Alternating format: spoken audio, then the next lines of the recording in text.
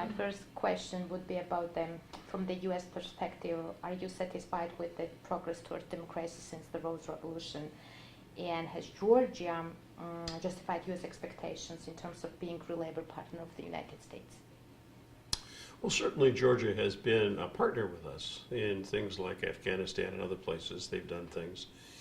But what is troublesome is looking at the election that's coming up and getting reports from a number of people about the fact that it looks like the government is using its own power to influence the way the election comes out. That doesn't make a free election, and although free elections are not all there is to a democracy, if you don't start with a free election, you have a very difficult time building one after that.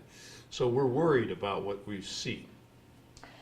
You mentioned limited freedom of press in the Republic of Georgia Democracy Act of 2012. So are you concerned with the limits on media freedom and some of the reports of harassment of my colleagues in my country? Well, a democratic society is built on free speech and a free press.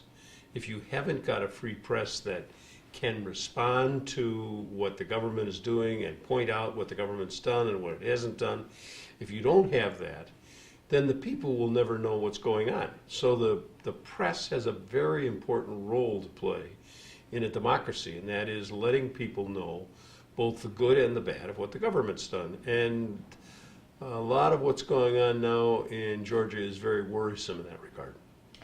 And the must-carry law, which is very important, and everybody focused on this issue. So recently passed by the Georgian government to increase media diversity and accessibility, will only 60 days, and after the election, it's going to be over. Do you think somehow is it a time length of 60 days enough for free and fair election?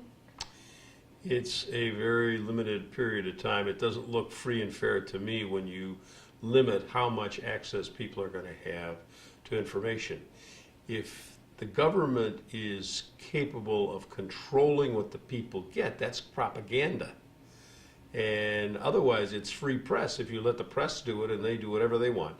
So I'm worried about what I see when I see the must-carry law only for 60 days. And in general, has concerned are you and your colleagues in Congress, let's say, about the upcoming parliamentary election in Georgia? What must happen if election goes wrong? Well, we know that a democracy is a developing thing. It doesn't come out of a box all finished. You have to have elections, you have to develop institutions, but you have to have elections that are fair. Otherwise, the people don't trust what they see.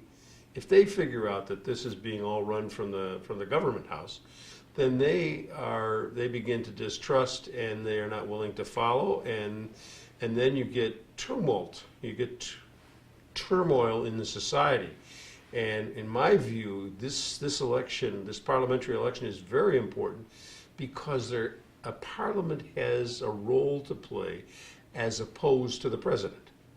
And a parliament is the counterweight to that. The president can want to do one thing, but the parliament represents the people, and if the parliament isn't fairly elected, then the president runs everything. Thank you so much. I really appreciate it. Thank you.